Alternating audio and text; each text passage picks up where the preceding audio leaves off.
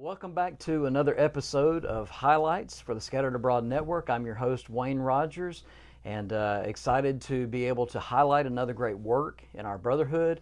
And so with me today is my friend Nathan Franson. He is the minister at the Mariposa Avenue Church of Christ in Citrus Heights, California. Yes, sir. I always kind of mess up there, trying to remember exactly where we are. But anyway, also an author and a speaker on a couple of seminars that we're going to talk about today. But thank you for sitting down with me. And I'm grateful to be able to talk about this because I want people to know about the work that you're doing, and especially thinking about the Mormon Church and the LDS Church, and thinking about those that are seeking the truth, maybe that are caught in that, and then also thinking about others who obviously we get door knockers. Pretty often from the Mormon Church, and so what do we say to them? What do we, So that's what you deal with in this. But so Nathan, tell us a little bit about your background, if you will. I think that helps kind of set the stage for what the work that you're doing now. I think that's important for people to know. Sure. So I grew up in the LDS Church. Grew up in Salt Lake City, Utah. So I was kind of right in the nest of everything happening. And I was in it for about 20 years of my life, really active in it. And there's a lot of activities that happen in Mormonism. Sure. I mean, we were constantly busy in sports, and everyone kind of does things together. And in the neighborhood that I grew up, everyone was sort of a part of it. Yeah. And so we all knew each other, and our parents knew each other, and so really saturated with it. And so anyway, as I got older, probably as an early teen, you learn more and they get deeper with the discussions, Sure. Of course, and classes. And there were some things that started coming up, and it really didn't make a lot of sense to me, the way that it was worded. And different parts of the doctrine that really didn't make sense to me, or at least wanted more of an explanation of it, I should say. And so I started questioning some of my teachers about it. But a lot of the discussions and a lot of the topics they came back with really sort of ambiguous answers. It really didn't make it didn't answer anything. Gotcha. And it left me with more questions than anything. And so as I studied more on my own, and I was sort of at the disadvantage that I had some friends that weren't Mormon, but most of my close friends were Mormon, most of the people that I knew. And so it's not like I could just ask questions outside of there to religious people. And so I did a lot of investigating on my own and studying on my own. And just the more I did that, and the more I heard from them and from other people that I knew in the LDS Church, it just seemed that I got further and further away from being connected to it. Right. And I finally got to a point where I felt like I couldn't be doing that anymore and feel good about it, and so and so I finally left, and it was sad because when I did leave, I was really angry because just everything that I thought I had a handle on, everything I thought I understood, just wasn't what I thought. And that was the only religious world that I knew of.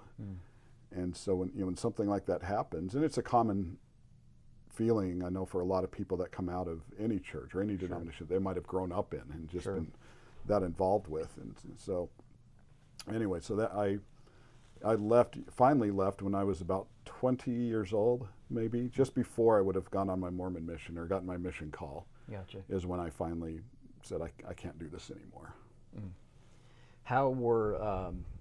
How did your family respond?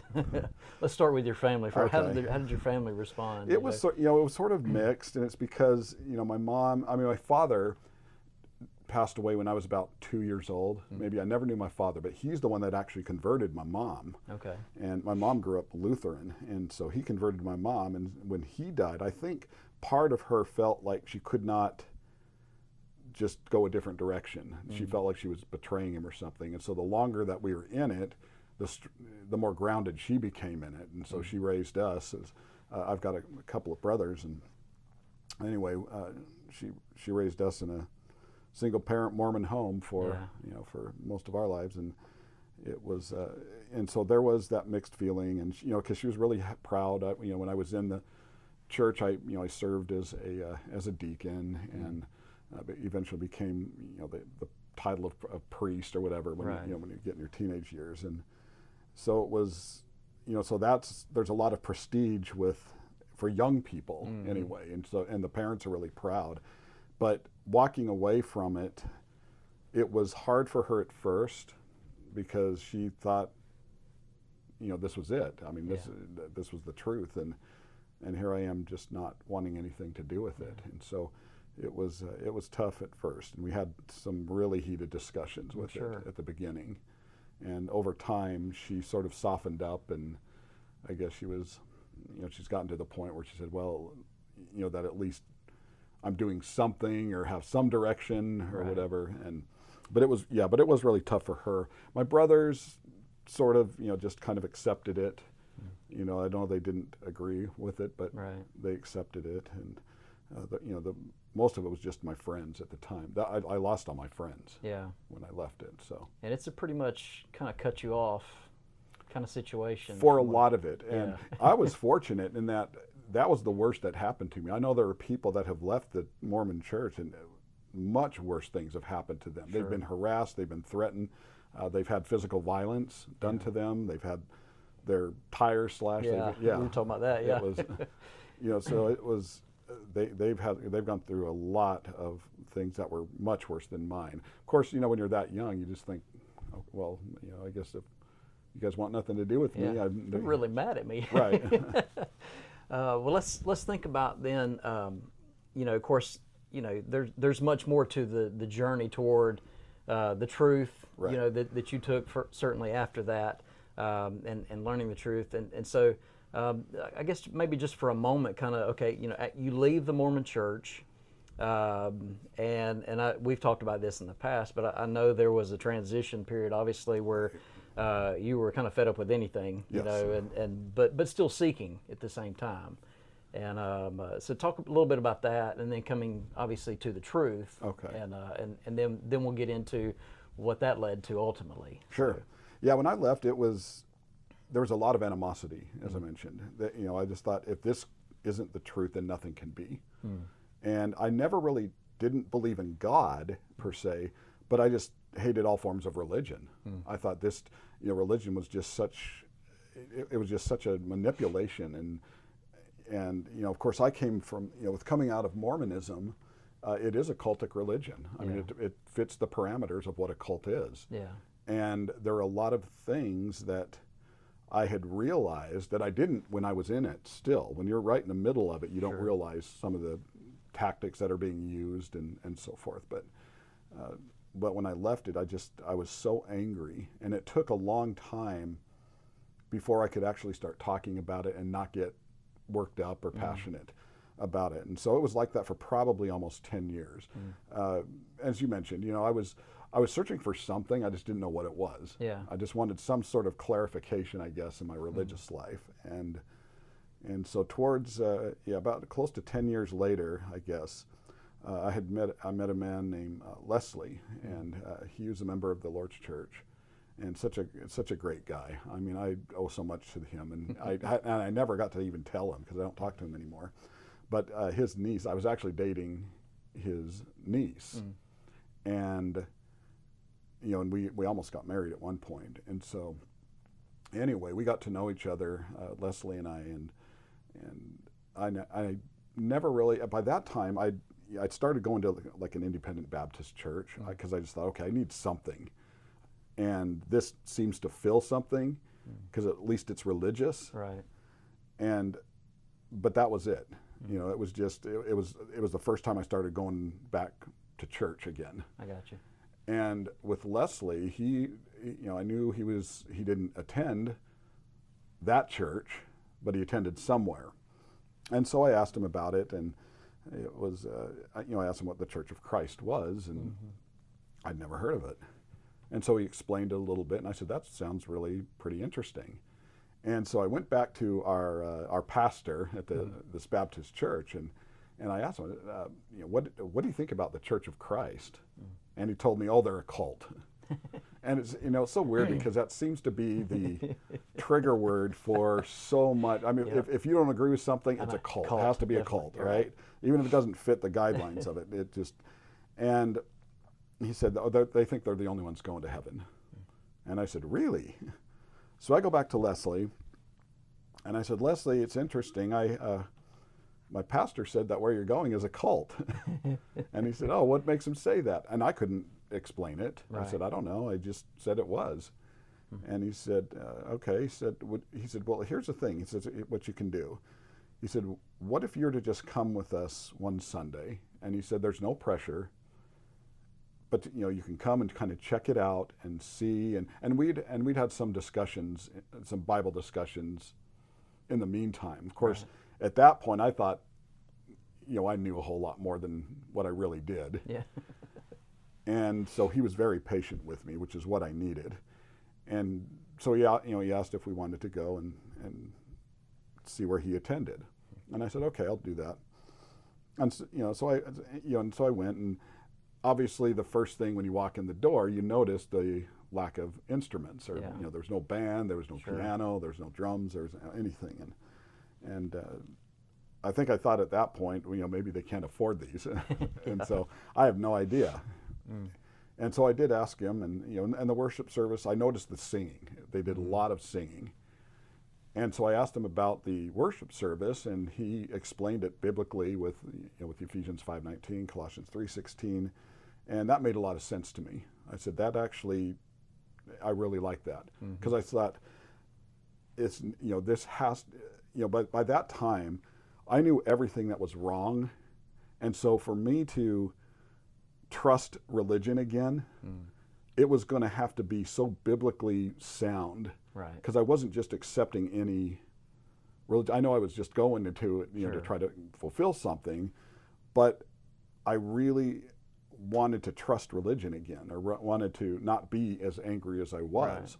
Right. But it had to be something that was just so complete and so cohesive in my mind. And so when everything was Bible with him. And he gave, the scriptural backing for it, and I hadn't heard that in a long time, and so I was really impressed with that, and and that was just worship. Right. And so we got to talking and got on the subject of salvation, and we went back and forth, and he finally stopped me at one point, and he said, "Could you do me a favor?" And I said, "All right." And he said, "Could you read the book of Acts?" And no one had ever told me that. No one in my whole life ever had told me to read a book specifically out of the Bible. I knew the Book of Mormon. That we were encouraged growing up to read the book. I mean, I must have read that 3 or 4 times.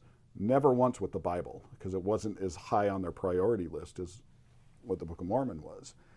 And so I thought it was peculiar, but I said, okay, I'll do it. And he says, when you do this, don't talk to your pastor, don't talk to me, don't talk to friends, don't talk to anyone, you just read it. And if you see things that are different than how you might understand, write them down, and we'll discuss it afterwards. And he says, but keep a close eye on the conversions. And I said, okay. So started reading the book of Acts, and sure enough, by the end of it, and we started talking again, and he said, what do you think? And I said, I think I need to be baptized. And that's finally where I was in that place where I could be calm enough where I didn't act out, when Mormonism was mentioned, and where I could, something that I could trust. And I knew, with it being biblically grounded the way it was, I finally saw the church for what it was in the New Testament. And well, isn't it amazing too how simple it is? Just read the book of Acts. Absolutely. That's always an amazing thing, and people that will take the time to do that, who have maybe a different background, right? And just spend some time, read the book of Acts. It's amazing. It tells everything that you need to know, right? As far as here's how you need to be saved. Oh, absolutely. In fact, another thing is that the one thing I always noticed about him, because I had other friends by that time that were religious. They kind of came to my life, and they would always try to talk me into come in here or come in here, but it was them trying to talk me into it. Leslie just kept it to the Bible and says, you decide. You know what this says, You decide. And it was always ever since then, it was a kind of a tactic that I would use, was studying the Bible with someone else. Realizing I can't talk them into anything. Sure. And I shouldn't try to talk them into anything. Let the Bible do it.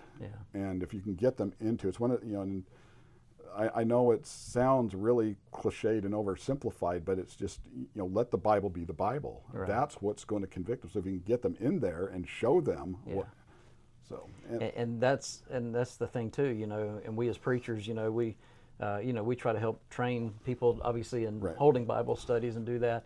But it's really just that simple. We really need to let the Bible do its work, and direct people in that direction, too. And if they are truly seeking, they will find clearly. Absolutely, if they're honest about it. If they're honest about it, that's right. So obviously what we want to highlight is the work that you've been doing since then. Okay. Obviously preaching, we met each other in preaching school, obviously, at Memphis. And but clearly, there's a passion here, with your background and your experience. I know that you have authored a book and you have been doing seminars, and so that's what we want to certainly highlight as that part of your work right now, and to think about that. So we've got the Breaking the Chains book, and so tell us a little bit about that, and then the seminars. Okay, yeah. So this is the book. It came out a couple of years ago, and it's just breaking the chains. It's obviously a term that sort of it's used a lot in, I know, with drug rehab and breaking away from the what holds you down, and it's used in the religious context of kind of breaking free from something, and that's what it was. That's how I looked at it with Mormonism, is that I kind of broke free from that finally, realizing what I didn't have at that time, and then realizing what I do have now. And so anyway, I call it Breaking the Chains, and it's really sort of a semi-autobiography of why I left, things that I had questioned, things that I learned, and I wanted to share it with other people. And so I thought, if my experience, and I know I'm not the only experience, but if my experience can help others kind of see it, and it can help them and prepare them to talk to someone in the LDS faith, or even someone in the LDS faith. I'll tell people all the time when they ask me about the book, or if they get the book for someone else, is they think, okay, can I give this to someone in the Mormon Church? And I will warn them, if you give this to them, they're going to get upset at first. If they're, hopefully it will lead to discussions.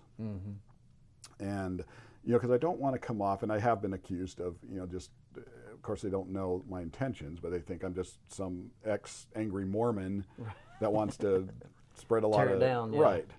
And that's never what my intention is. I mean, you have to expose error for what it is. Right. Paul did the same thing, but he would never tear down anyone. He had their soul in mind, and that's the most important thing is trying to get someone to start looking at what the Bible has to say about it, and shift their thinking towards that direction. In here, this is what these are some of the arguments, some of the discussions, some of the things that have to do with the LDS Church that, for lack of a better term, contradict what the Bible has to say about it. And I saw that. And so, writing, the concept of God, their plan of salvation. They believe in the Levitical priesthood coming back, and the Melchizedek priesthood coming back. And so it's a lot of things like that, a lot of territory. Doesn't have everything, but these are some of the key components of, to hopefully help someone. Right, and I know you've said that before. Thinking about the, especially the seminar. What to know when talking to a Mormon. And stuff like that. I remember you telling me in the past. Look, we can't cover everything. It's impossible. Right. To cover everything, especially in 5 lessons or however, maybe 6 lessons or whatever. But here's how to start a conversation. Here's how to begin this. Here's some things that are noteworthy, at least. And I appreciate what you said too. Knowing that they're going to read this, that any time error is exposed, it's gonna attack probably itself. It's gonna come at you. No one wants to think that they're wrong. Right. So, but if you are talking with someone who has an open mind, who is maybe already questioning stuff too, this is a great way in to be able to help at least open that door a little bit more, Right. And to get them thinking about those things. And it's like anything else. It's going to be their journey trying to to make their way out of that. We want to be there with the truth to be able to help them, obviously. But this book is excellent, I know, in exposing some of those things and talking about even the prophecies. And so there's a lot of prophecies that are associated, and that's what kind of always amazed me, I think, with studying Mormonism, is to, the Bible clearly says, look, if even one prophecy doesn't come true, exactly, he's a false prophet. It's one of the most compelling cases that you could make against anything. Right. It doesn't have to be Mormonism. Right, any absolutely. Religion, so. Yeah, and so I think that's and that's been kind of the approach that I've taken in the past, is to even specifically things Joseph Smith had prophesied and Right. supposedly had said that didn't come to pass. Those things have to rank high in the conversation. Right. Eventually, maybe not to begin with, obviously, but we have to get there to talk about some of those things, and to, because it's like anything else. Even if there is if somebody comes at you and they're full fledged, you're talking to two quote Mormon elders, at your door, Right. and you're sitting down with them and having a discussion. And you come at them with, well, they've probably never heard any of those things questioned. There's a good chance of that. I mean, that they may honestly hadn't Right. heard of it.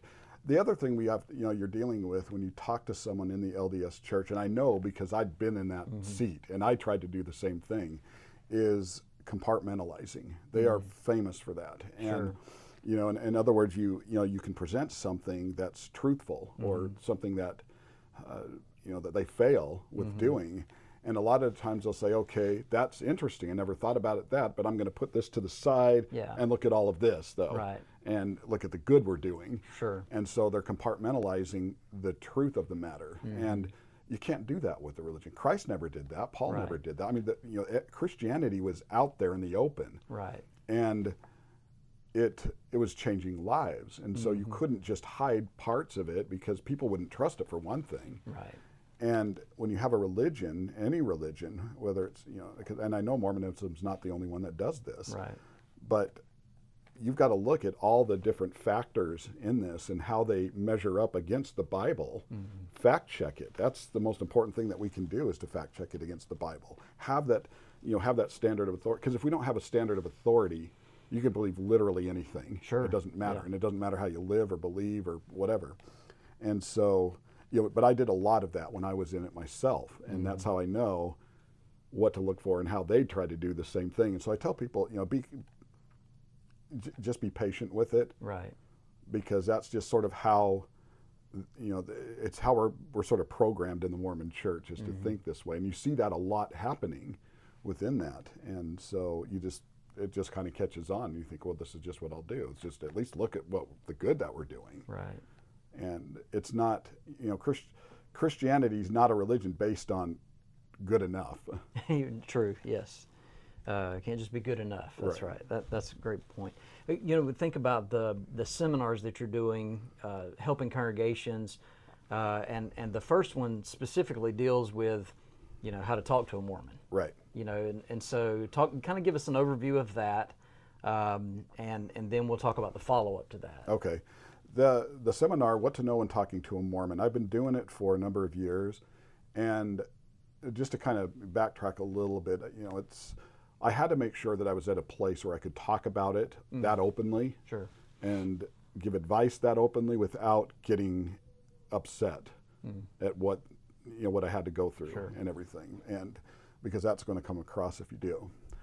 And so it's to help. Yeah, I get calls all the time and emails and so forth that people are going into a discussion with a missionary next week, or they have a friend or a family member and they don't know where to start.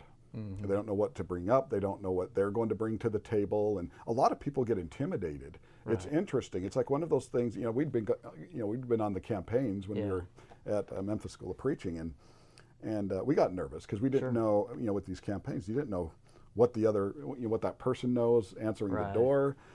A lot of students get intimidated about, even though we're learning Bible, what if they know their scripture or can quote scripture better than I can? Yeah. Well, so what? But you still get intimidated by Right. that. And so I think a lot of people just aren't sure what the missionaries are going to bring. And, and they're people. And, and you think, and so you try to lay some common ground. They're trying to get you, in their minds, they're trying to get you to heaven like you want to get them to heaven. Sure. And so we at least have that in common. But let's look at what the deciders and the truth is going to be within that. And so the seminar is to bring up some things that you can discuss with them. In that first meeting, the second meeting. I mean, I always tell people, and I tell that I talk to them about it at the seminar. Having a first discussion with the missionary is just easy. It is. You could not ask them to. And they come and knock on your door. Why do people try to? They're coming to you, and people get so worked up about that. I don't know why. They're hitting the lights. They're just they don't. They're pretending they're not home, and and the people at the door know that you're home. Right. But they just don't. They're either not ready or just don't want the discussion or whatever it is. And yet that next Sunday they'll just say, "Okay, Lord, please provide us with opportunities to do it." You can't get an easier one than that. Right. They're coming to your door. Yeah. You can invite them in. You can sit down and you can talk about the Bible. You get the hometown advantage, so to speak. That's it's right. your house. That's exactly it. So that first discussion is always the easiest one. We don't want just the first discussion. Right. I try to encourage people. You're going for the second one and the third one, and to keep it going as long as you can. Now there comes a time, and there could be any number of reasons why they could be pulled from that area. Right. And someone new be put in that area. If there's, if they see that maybe their mission president that's in that area sees that they start questioning their own faith and starting to chase what you give them. A lot of the times they'll just pull them because they don't want them to be obviously impacted by that. And sometimes it's just by happenstance. They get other, they rotate them. Right. And so there's a lot that happens in their 2 years. But the longer you can go, the more trust it's going to develop. And when that happens, the deeper you can get with your discussions. You can ask them things that you wouldn't on that first one. A lot of people really try to go for the jugular on that first one and ask them all the questions and then say, "Oh, you guys can't answer this," and maybe you should go think about that. And when they hear a lot when they're out there. I mean, they go to a lot of houses, have a lot of conversations, and so this is designed to to help maybe direct in certain in different ways of things to bring up in it, to question them about it. It's okay to ask questions. It's a good thing to ask questions, and good, just different things that you can discuss with them regarding their own religion, what the Bible has to say. Are there contradictions? Are there, prophecy comes up in it, and it's, so there's a lot of different areas that can be covered. And it is for, every reason probably that we're human, and we like to. There's a self-preservation. We want to. We have the truth, and so we want to make sure that that the truth always wins. And so there's that anxiety. Well, what if they come at us and we're not ready for that question? Right. And especially a group that to most people, there's this mystery around, obviously, Mormonism and the LDS group. So it's kind of you can see where that anxiety, that fear comes, to us, when they knock on the door, am I ready for that, because for that discussion. Right, and I'm glad you said that, because it's there's a lot of stereotypes that come with Mormons, and if you don't, and if you're not ready and you're not prepared with it, you can get kind of caught flat-footed on it. If you don't. I always think that, if you're going into a conversation with someone, or you're going to have a study with someone, and you know where they're coming from, it's to your advantage to get to know where they're coming from, and know a little bit about it. And so I'll give them some of the doctrinal things in the seminar of what to bring up. I was baptized for the dead, for instance, when I was in the LDS church. I was baptized for probably 40 or 50 people by proxy.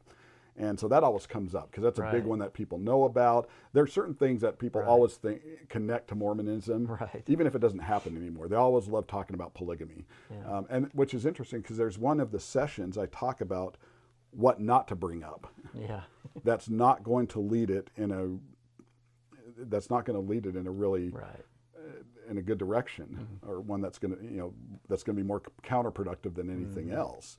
And so you want to stay away from certain issues. I mean, that's a great discussion later. Yes. When somebody's already questioning other things. Right. You know, but you may be just stepping off into someone's family situation. Oh, absolutely. It's very, very personal all of a sudden, and so now it's a personal attack, not just a doctrinal discussion. Right. And so and I think that's a good point.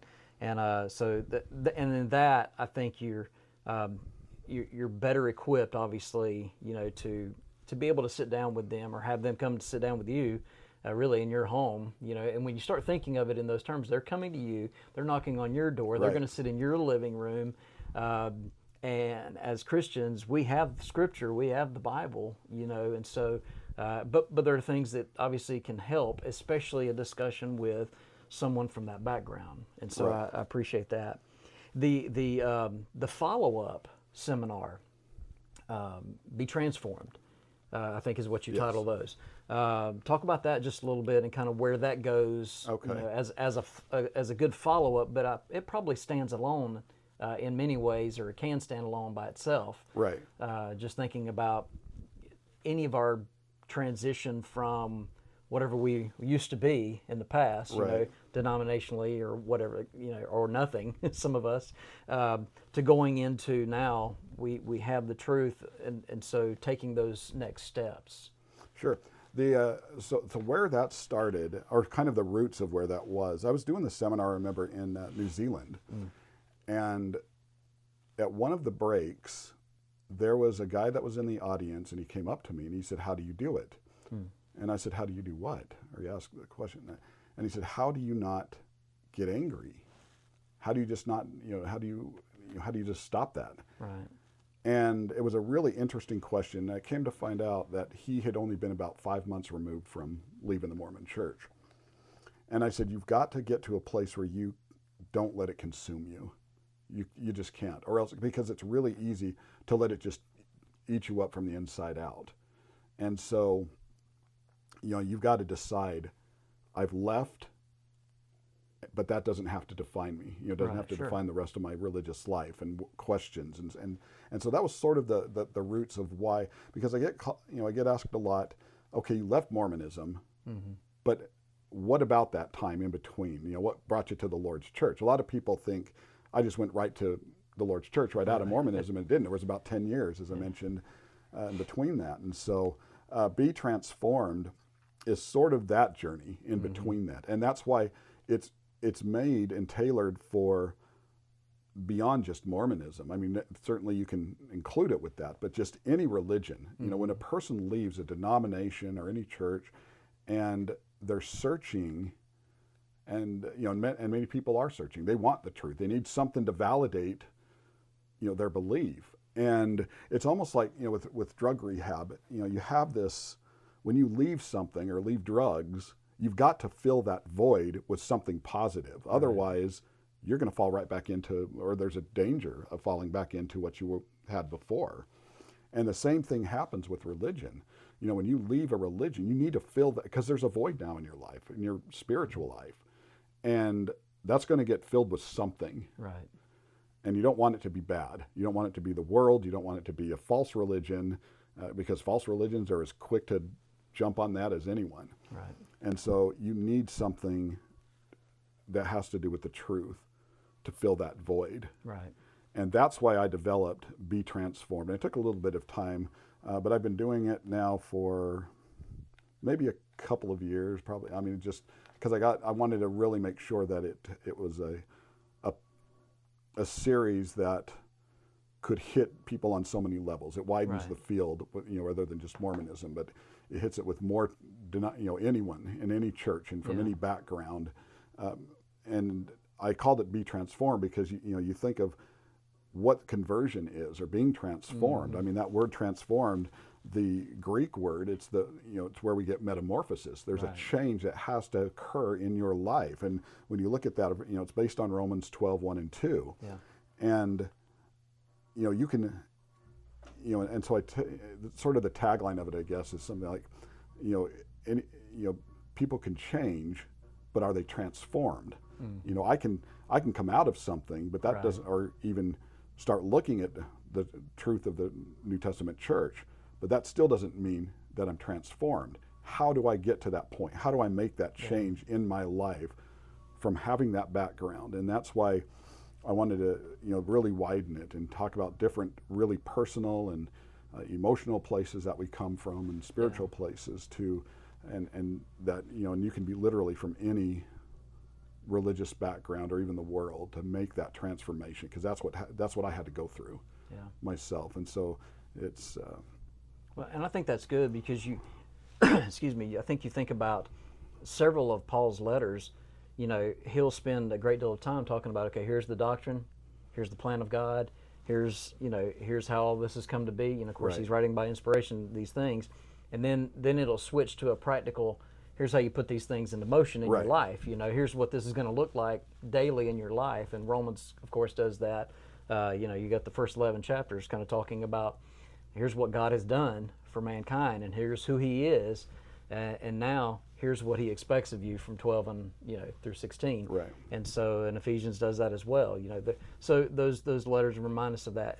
And I like the idea of taking not just from Mormonism, but it coming out of anything, and learning the truth, and then putting that truth active in your life. Right. What that really looks like, and making those necessary changes along the way. And we don't know everything, obviously, from day one. So it's a lifelong process, really. This idea of being absolutely. transformed. Nathan, thank you for sitting down and, Sure. and talking about this. And this is a great work that we wanted to highlight through the Scattered Abroad Network. And I'm grateful for you, brother, for what you're doing, and for your family, and taking the time with us.